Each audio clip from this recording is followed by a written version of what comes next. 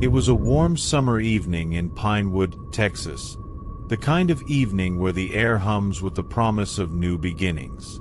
The ranch house stood quiet against the backdrop of a glowing sunset, its walls having borne witness to laughter, music, and love just hours earlier. But now, the silence was broken by the ominous flash of red and blue lights, painting the dusty landscape in stark, rhythmic bursts. Inside, the once joyous scene had turned macabre. Sheriff Patrick Carter lay motionless, his sheriff's badge glinting in the dim light, a stark contrast to the lifeless pallor of his face.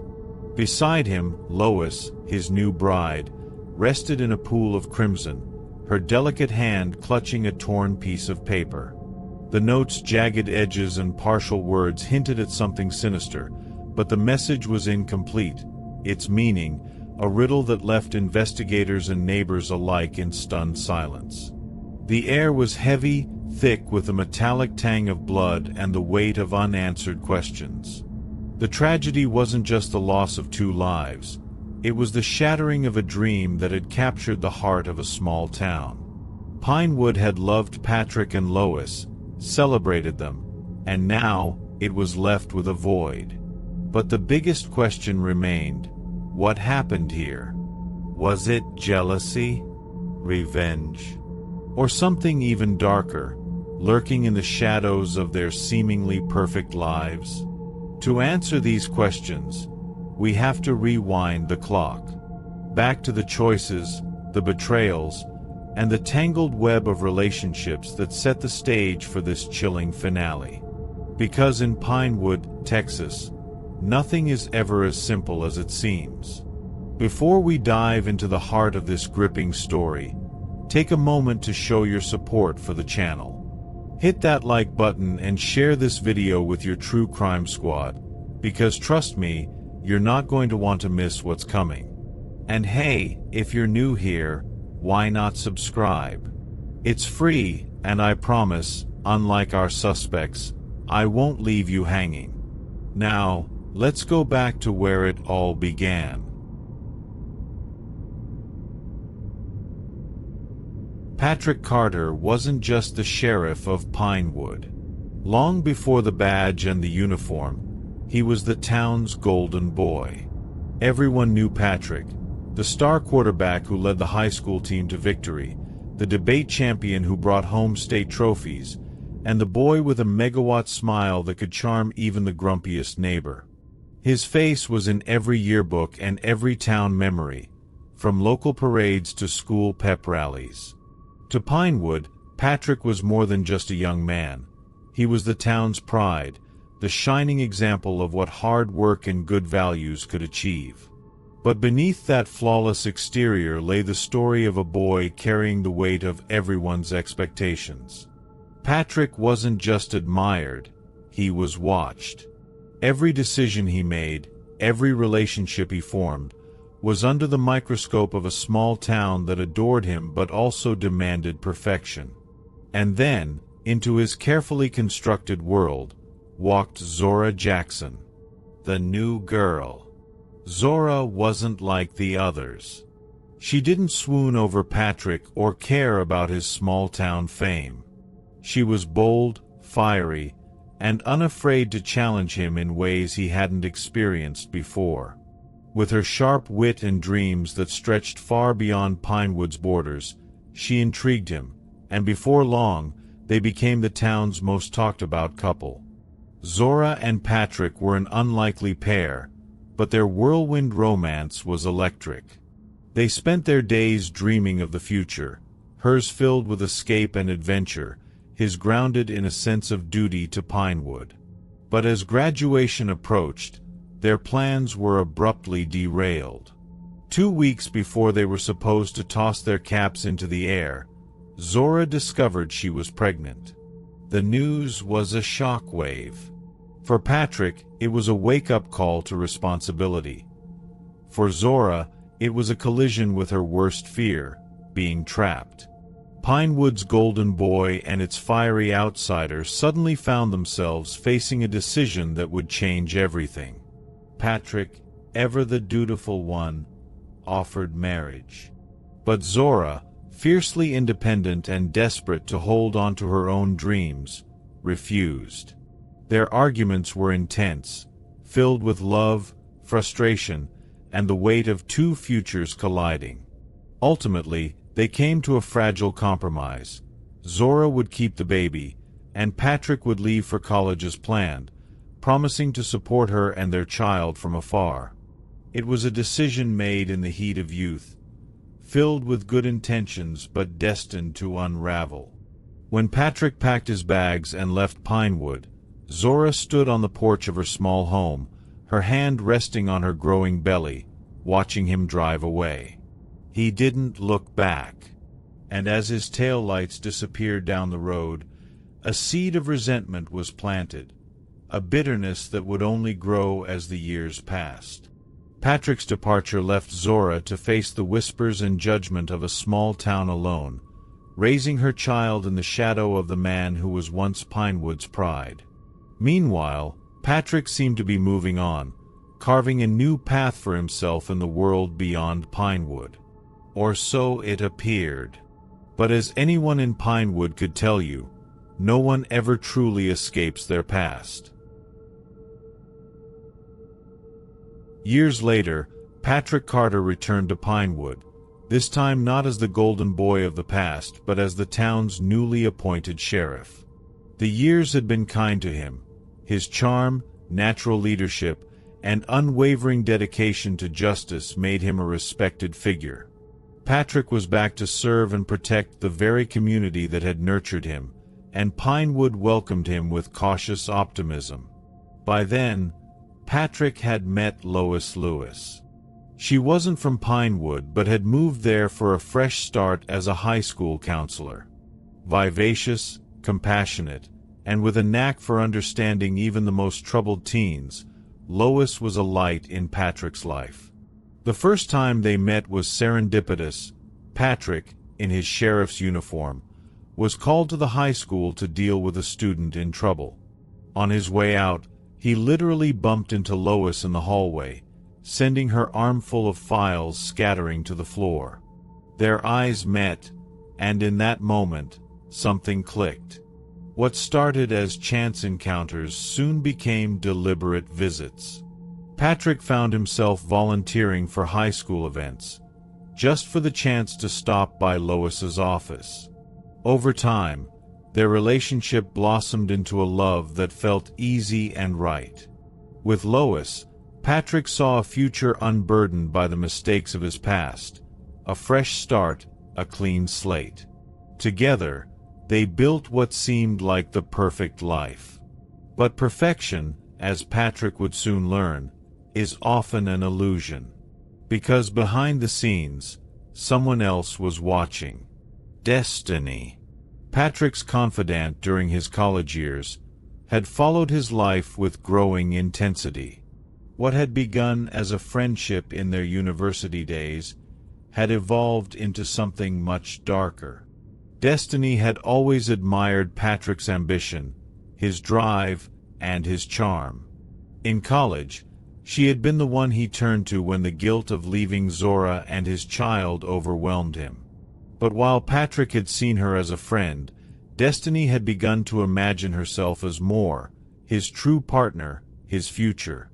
When Patrick left college and returned to Pinewood, Destiny couldn't let go. At first, she convinced herself it was loyalty, that she was simply supporting someone she cared about. But her obsession grew. Social media became her window into Patrick's life. She followed his every move, saved blurry photos of him from a distance, and filled her small apartment with notes and clippings about him. When Patrick started dating Lois, Destiny's fixation turned into jealousy. How could he choose someone else when she had been there for him through everything? Determined to be close to him, Destiny moved to Pinewood, unnoticed by Patrick but very much a presence in his life. She watched from afar as he settled into his new role as sheriff, as he built a relationship with Lois, and as he tried to reconnect with Zora and their son, Isaiah. Her resentment simmered, fueled by the life she believed she deserved but had been denied. The breaking point came on Isaiah's birthday. Patrick had asked Zora if Lois could attend the party, arguing that Isaiah should meet someone who was becoming an important part of his life. Zora reluctantly agreed, but the tension at the gathering was palpable. Destiny, lurking nearby, saw everything. The strained interactions between Patrick and Zora, the way Lois seemed to fit so easily into the picture, and the way Isaiah hesitated around his father. When Zora and Patrick stepped outside to argue about his role in Isaiah's life, Destiny moved closer, overhearing every bitter word. Zora's voice was sharp, filled with years of anger and disappointment. Patrick tried to defend himself, but his words only seemed to pour fuel on the fire. Their voices carried into the night, and Destiny, hidden in the shadows, felt her jealousy reach a fever pitch. Seeing Patrick caught between his past with Zora and his present with Lois, Destiny's mind began to churn. In her twisted logic, she saw herself as the only one who could truly save Patrick from the chaos of his life. What she decided to do next would shock the entire town of Pinewood, and leave a trail of devastation in its wake. Patrick's return to Pinewood wasn't the seamless reunion he had hoped for. While he tried to reconnect with Zora and Isaiah, the scars of the past ran deep. Zora wasn't quick to forgive. Years of abandonment couldn't be erased with a few visits and promises. For her, Patrick's sudden interest in being a father felt hollow, a too-late attempt to mend something already broken. Their arguments were frequent and sharp, often spilling over into heated confrontations. One evening, standing on Zora's porch, their voices rose above the hum of cicadas in the warm night air. Patrick insisted he was trying, that he wanted to be a real father to Isaiah, but Zora's frustration boiled over. She accused him of playing house with Lois while she had borne the brunt of raising their son alone. Inside the house, Isaiah stood in the doorway, watching the argument unfold. His small frame was silhouetted against the light, his face filled with confusion and pain. These moments became a painful pattern. Patrick's efforts, though genuine, seemed to do more harm than good. For Zora, watching him build a new life with Lois while attempting to repair their fractured family was a bitter pill to swallow. Resentment festered, and the fragile peace they had managed to maintain for Isaiah's sake began to crack. While Patrick and Zora struggled, Destiny's obsession with him was spiraling out of control. In the dim confines of her small apartment, she tracked his every move. The walls were covered in notes and photographs, pictures of Patrick at work, candid shots of him with Lois, even images of Zora and Isaiah.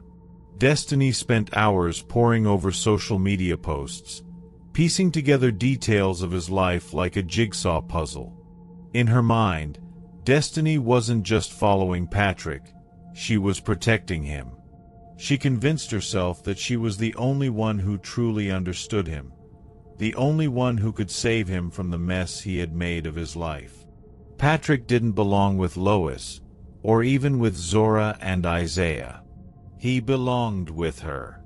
This delusion took root and grew, feeding her jealousy and driving her to plan a confrontation. The opportunity came on a cold November night. Zora called Patrick in a panic. Isaiah was missing. He hadn't come home after school, and his usual haunts were empty. Patrick rushed over immediately, and the tension between them melted into shared fear. Zora was frantic, her worry palpable as she paced the living room, clutching a picture of Isaiah. Patrick promised they would find him, but the strain in his voice betrayed his own fear. As Patrick and Zora began their desperate search through Pinewood, a figure stepped out of the shadows. Destiny. Her sudden appearance startled them both. She claimed she had seen Isaiah earlier that day and wanted to help. Her voice was steady, her demeanor calm, but the intensity in her eyes hinted at something more. Patrick hesitated, unsure of her motives, but Zora, desperate to find her son, reluctantly agreed to let Destiny join the search. Together, the unlikely trio scoured the town, calling Isaiah's name and checking every familiar spot. As the hours dragged on, their fear deepened. For the first time, Patrick and Zora were forced to rely on each other, their shared concern for Isaiah overriding their lingering resentment. Destiny, always a step behind them, observed their interactions closely, her jealousy bubbling just below the surface. The fragile peace between Patrick and Zora was already under strain, but Isaiah's disappearance brought everything to a breaking point. As the night wore on, the lines between ally and adversary blurred, and the stage was set for a confrontation that would forever change the lives of everyone involved. When Isaiah finally emerged from the shadows of a park, tear-streaked and trembling, the relief was overwhelming. Patrick and Zora rushed to him, their arms encircling him in a tight embrace. But as the dust settled, questions arose. Why had Destiny been so quick to insert herself into their search? And why was Isaiah so hesitant to explain why he had run away? The answers, like the events of that night, would reveal far more than anyone was prepared for. Destiny's involvement was no coincidence, and her obsession with Patrick was about to push Pinewood to its breaking point.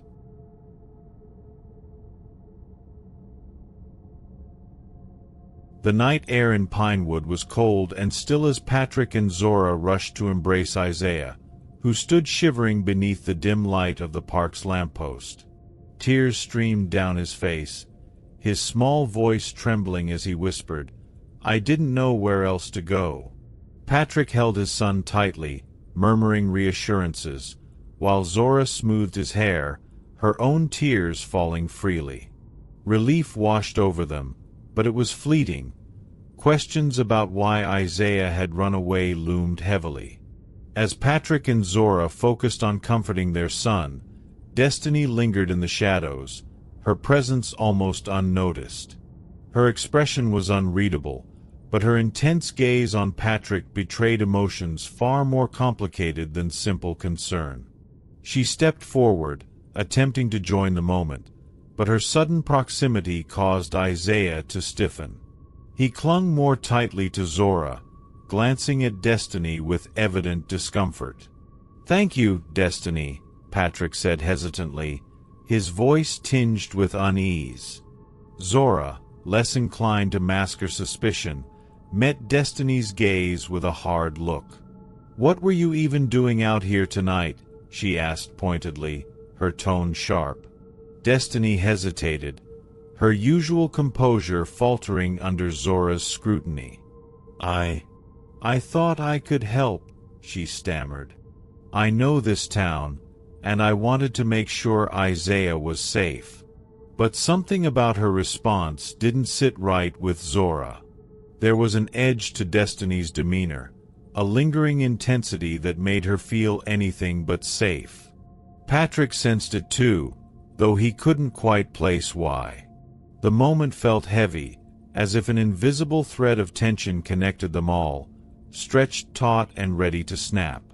As the night wore on, Isaiah was taken home, his parents silently agreeing to set aside their differences for the time being. Yet, the unease Destiny left behind lingered like a shadow, following Patrick and Zora into their respective homes. Over the next few days, life in Pinewood resumed its familiar rhythm. Isaiah returned to school, Patrick continued his work at the sheriff's department, and Zora tried to restore a sense of normalcy. But just as they began to breathe easier, the unthinkable happened. It started with silence. Lois, who never missed her morning coffee date with her friend at the local diner, didn't show up. Calls to her phone went unanswered. Concern grew when Patrick also failed to report for duty at the sheriff's office. By mid-morning, officers were dispatched to their ranch, and what they found sent shockwaves through the town. Patrick and Lois were discovered in their home, their lifeless bodies lying amidst the remnants of what should have been their safe haven. Patrick's badge rested on the floor beside him, bloodied and tarnished. Lois's hand clutched a torn piece of paper, its edges jagged as if ripped in haste. The note bore only a fragment of a message. Asterisk, you'll regret leaving me. Asterisk. The scene was haunting. The house, once filled with warmth and love, now stood as a crime scene, its walls bearing witness to the final moments of the town's golden boy and his beloved wife. For Pinewood, it was more than a tragedy. It was a betrayal of everything they believed their community to be. As investigators pieced together the events leading up to the murders, one name kept surfacing: Destiny. Her presence at Isaiah's disappearance, her growing fixation on Patrick, and the cryptic note found in Lois's hand all pointed to a sinister connection. But as the evidence began to mount, so too did the questions. Was Destiny the sole orchestrator of this horrific act? Or were there deeper, darker forces at play? Hidden motives and buried secrets that Pinewood had yet to uncover? The discovery of the bodies and the cryptic note had left more questions than answers, casting a long shadow over the town. The shocking truth, it seemed, was only beginning to unravel. And in the midst of it all, Patrick's legacy, Zora's resilience, Lois's memory, and Destiny's obsession were bound together in a web that threatened to pull everyone down with it. As Pinewood reeled from the tragedy, one thing was clear: the truth, no matter how painful, was about to come to light. Destiny was the first name on everyone's lips when news of the murders broke. Her obsession with Patrick was no longer just a whispered rumor. It was undeniable. The note clutched in Lois's hand seemed to point directly at her, and her sudden appearances at key moments had raised too many eyebrows to ignore. She was brought in for questioning, her pale face and trembling hands betraying the storm of emotions beneath her calm facade. But Destiny, even under the pressure of interrogation, maintained her innocence. "I loved Patrick," she told investigators, her voice shaking but firm. "I would never hurt him. I wanted him to be happy, even if it wasn't with me." The sincerity in her voice made some pause, but the evidence against her was compelling. Her obsession, her proximity to the victims, and her erratic behavior painted a damning picture. Still, in Pinewood, nothing is ever as simple as it seems. As the town absorbed the shocking loss, whispers spread like wildfire. The gossip was relentless, each story more elaborate than the last. Was Destiny truly capable of murder, or was she an easy scapegoat? Some wondered if Zora, still grappling with years of betrayal and bitterness, could have been involved. Her strained relationship with Patrick and her animosity toward Lois weren't exactly secrets. But Zora, grieving at Patrick's graveside, seemed broken in a way that suggested innocence, or an unimaginable guilt. Others speculated that there might be an entirely different culprit, someone lurking in the shadows of Pinewood. Could Patrick's work as sheriff have brought him into conflict with someone dangerous? Or were there secrets in Lois's past that had come back to haunt her? The theories were endless, but the truth remained elusive. As investigators dug deeper, cracks began to show in the seemingly open and shut case against Destiny. A mysterious set of fingerprints at the crime scene didn't match hers. Witnesses reported seeing an unfamiliar car near the ranch the night of the murders. And then there was the cryptic note, "Asterisk, you'll regret leaving me." Asterisk, was it written by Destiny, or someone else entirely? The case left Pinewood reeling, its idyllic facade shattered.